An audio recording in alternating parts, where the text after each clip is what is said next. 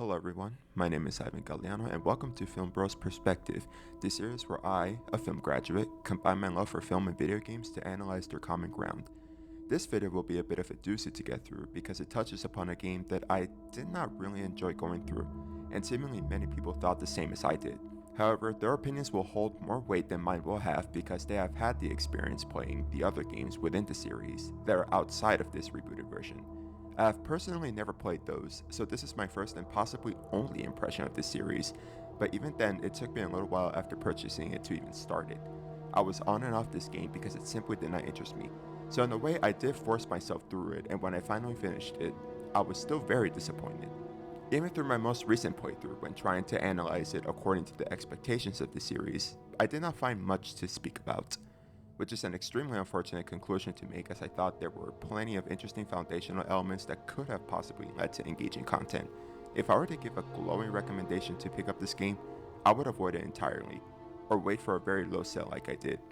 Though even picking it up for $3 after almost a decade and a half, I did not feel justified in buying this, and I will show you exactly why.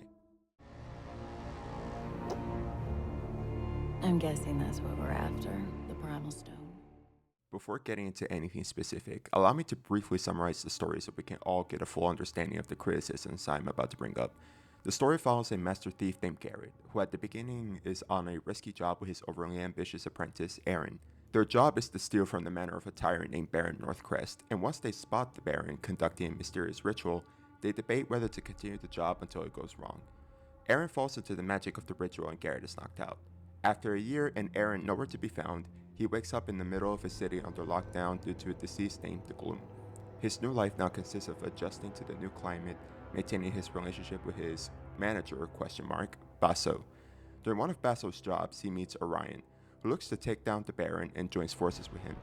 While helping him out, he receives hints of Aaron being alive and follows those guides, finding important items like the Primal Stone, which was used during the ritual at the beginning. As finding Aaron proves to be unfruitful, he directly confronts the Baron, who tells him the future of the ritual unleashed the Gloom and that Orion is an illegitimate brother looking to replace his influence. Once he tracks down Orion, taking down major enemies along the way, he finds Aaron, who was being used to heal citizens as a form of exploitation until she snaps and kills him. Though the healing were never successful and they turned into very mysterious creatures that Garrett confronts throughout the game. Using the Primal Stone, she also tries to kill Garrett, but he restores her using the same stone. At the end, she is knocked overboard and Garrett attempts to rescue her, leading to an ambiguous ending where it is not sure whether he was successful or not, but it is implied through environmental hints that she did survive. The suspension of disbelief is a concept that essentially every medium uses, and most people can explicitly define what it is without having a concrete explanation in their faces. This concept is something that people can recognize anywhere, but depending on how a creative uses it, they can still tell how much is too much, and that is what this game suffers from. There are a myriad of elements in here that personally do not resonate with me, and yet this is not even the game's biggest problem. Before I get into explaining these disliked elements, we all need to be on the same page on what it means to suspend the disbelief of an audience. Essentially, the concept defines a consumer's choice to ignore the logical world to accommodate believing the created elements of a story that do not align with the said real world. This is of course most commonly seen in fantasy stories that introduce things like magic, monsters, new animal and plant types, species that act like regular humans, etc. The issues that come up when creating a story that uses these out-of-world concepts is that you still have to adhere to basic rules of the known world, otherwise one risks a consumer losing interest in the narrative. Even if it does take a departure from the regular rules, it is still expected to follow its own set of rules, and any ignorance of even those can create plot holes or take people out of the story. You may have caught on to this just through my explanation of the plot, but a lot of elements are added and do not necessarily get elaborated on, which leads to feeling unsatisfied. It also shows that not a lot of thought was put into connecting everything according to its own rules, making it hard to get back into and believe as this gritty yet fantastical narrative that it is trying to promote. I am unsure of how the other games in this series fared in terms of fantasy, but based on their reputation, it seems like all elements harmonize better there overall. Feel free to educate me further on those games. That aside, the reason those fantastical elements did not work in my case was because of my experience with the other Gothic-based stories, such as all the adaptations of the Dracula tale. In that case, even though vampires do not exist, They all take the time to make sure we are aware of the very real human issues and similarities that are universal. Most importantly, the obstacles feel real and every emotional beat is earned. Having magical elements and mysterious events in Thief feel more like plot devices for convenience or drama rather than importance to the story. Admittedly, I had to refresh my memory on a lot of these events due to how forgettable and confusing they were. Stories should make you want to investigate more because it's managed to grab your heart, not because it has left you unsatisfied.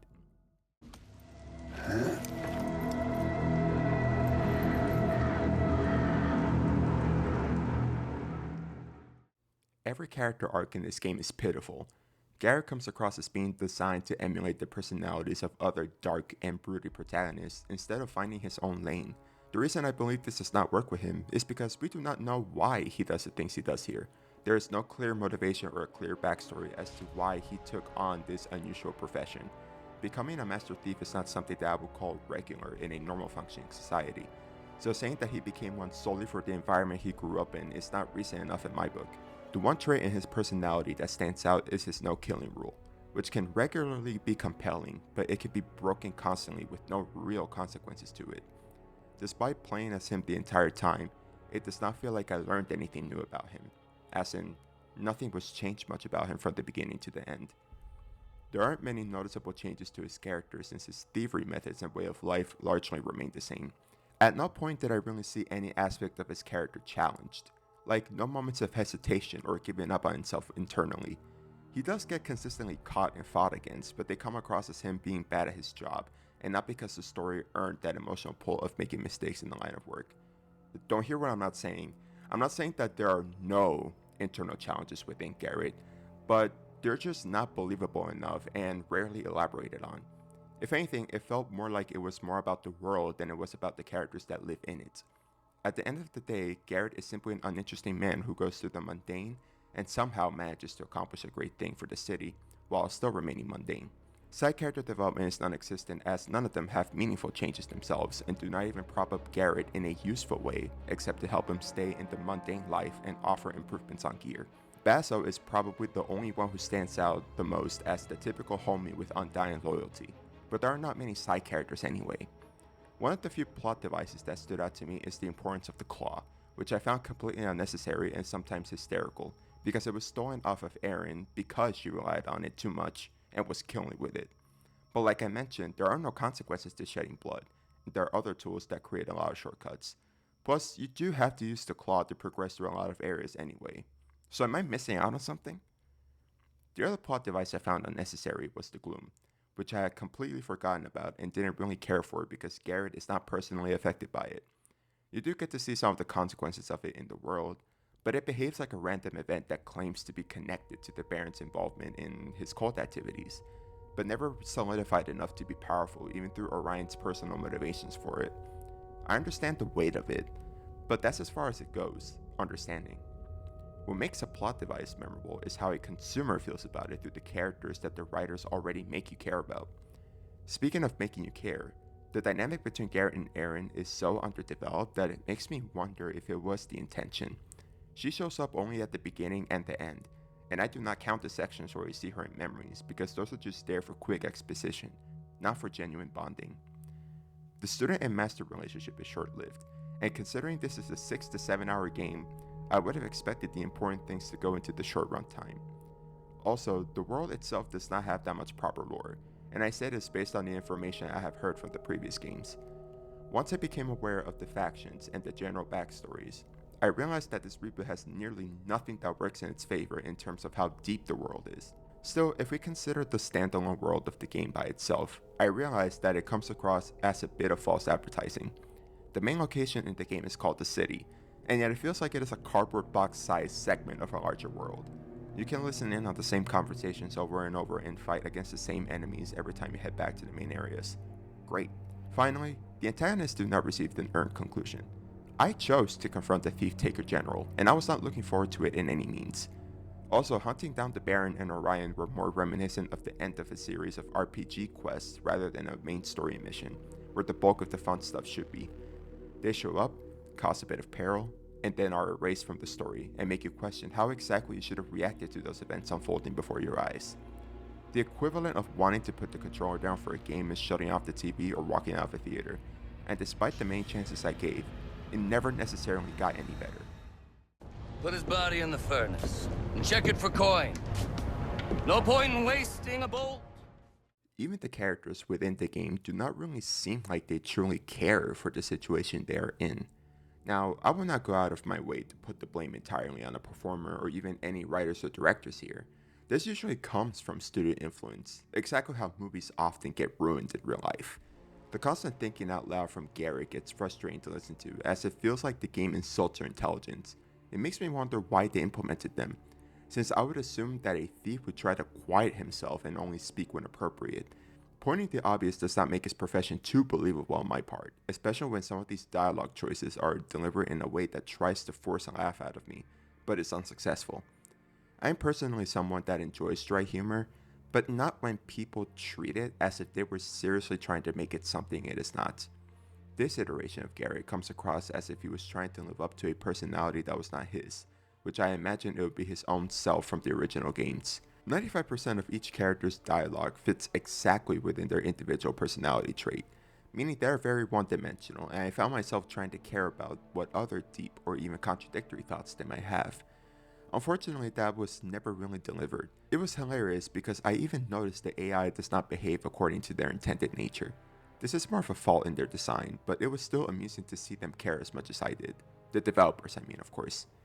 The gameplay itself is not innovative either, and there is also no sense of proper progression in the same way that other stealth games might have. Here, the tools are unlocked immediately, so I'll grant that there is a lot to play with. However, it is like trying to drive a car around a tiny island. The level design is restrictive and does not give many chances to be creative with the tools. Since the resources and upgrades are also connected directly to the plot of the main story, there is a lot that is left unexplained, which again goes back to suspending disbelief. The focus upgrades for me were guilty of this, as I could not really understand how the world accommodated these devices except by random magic. What I will say is that I probably would have been more willing to overlook a lot of these elements if the characters had actually been compelling. The more disbelief you fail to suppress, the harder it is to get people to accept the rest of the narrative that is dependent on the premise.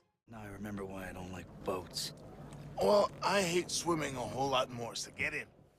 I will say that I did enjoy the visuals of the setting itself.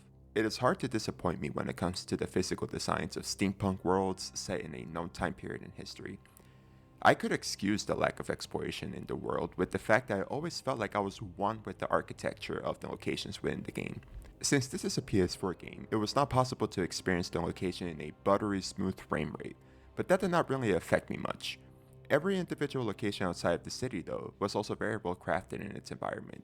The Moira Asylum you get to visit late in the game does have its fair share of fun traveling around and encountering the monsters within. Absolutely my favorite area in the entire game.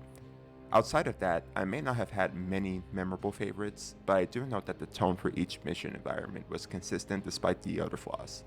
However, this is still not enough to carry it or forgive the countless errors, so I may have enjoyed looking at some pretty textures, but in the back of my mind was still everything else I've mentioned holding it back. The lighting used for the gameplay is subtle, but if you can adapt quickly, then you'll find many direct comparisons with other stealth games of the time. Not necessarily original, but passable enough to appreciate in its own time. Even with that positive in mind, the truth is that it is still not enough to warrant a liking to the game. To me, the most important thing is the story. If that fails, then the rest of it I could not really care for much. Even people who prefer gameplay over story might be sorely disappointed at what they are going to get. Then again, this is a relatively old game from the last generation, so I am absolutely preaching to the choir here. It has gotten to the point where I really do not believe in the greatness of other games, and only see them as trust me bro statements. Hopefully I might be convinced otherwise.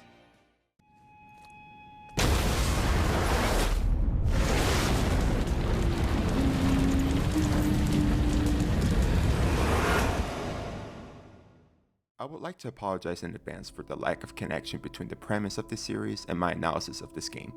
It was not the most pleasant experience all around going through this title.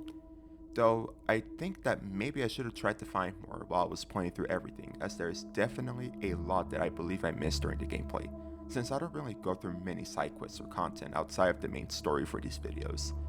Either way, what I would say is that I pay a lot more attention to really good games, or really bad games. but anything that is painfully mediocre does not really catch my eye. I hope the next few titles will provide an incentive to look at them in the way that they deserve. Thank you so much for sticking to the end of this video, and hopefully you have been enlightened in some way. God bless.